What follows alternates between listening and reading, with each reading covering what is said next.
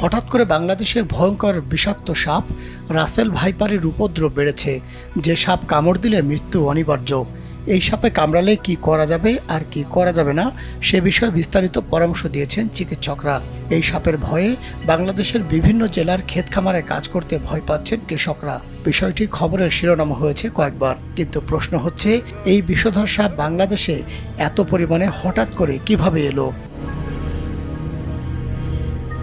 বাংলাদেশে পদ্মা নদীর তীরবর্তী কয়েকটি জেলা ও চরাঞ্চলে পাওয়া যাচ্ছে রাসেল ভাইপারের উপস্থিতি। এখন পর্যন্ত এই সাপের কামড়ে কয়েকজনের মৃত্যুর খবরও পাওয়া গেছে। বাংলাদেশে এই সাপ চন্দ্রবোড়া বা উলুবোড়া নামেও পরিচিত। প্রচলিত আছে এ সাপ কামড়ালে বেঁচে থাকার সম্ভাবনা খুবই কম। আসলেই কি এতটা ভয়ঙ্কর এই সাপ? কি বলছেন বিশেষজ্ঞরা? প্রায় 4000 সাপে কামড়ানো রোগীর চিকিৎসা করিয়েছেন বাংলাদেশের চিকিৎসক ডাক্তার ফরহাদ উদ্দিন হাসান চৌধুরী। তিনি জানান, রাসেল ভাইপার অপেক্ষাকৃত বেশি বিষধর সাপ। এই সাপটি নিজ থেকে তাড়া করে কাউকে দংশন করে না। কেউ বিরক্ত করলে এই সাপটি ছোবল দেয়।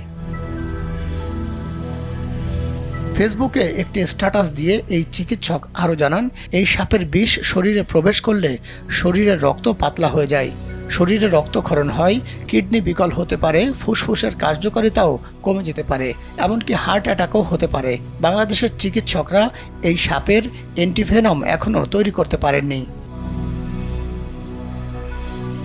ডক্টর ফরহাদ জানান, চট্টগ্রাম মেডিকেল কলেজের চিকিৎসা বিজ্ঞানী অধ্যাপক অনিরুদ্ধ ঘোষের নেতৃত্বে একদল গবেষক এই সাপের অ্যান্টিভেনম তৈরি করতে গত 4 থেকে 5 বছর কাজ করছেন। আশা করা যায় অল্প সময়ের মধ্যে রাসেল ভাইপারের বিরুদ্ধে কার্যকরী একটি দেশীয় অ্যান্টিভেনম পাওয়া যাবে।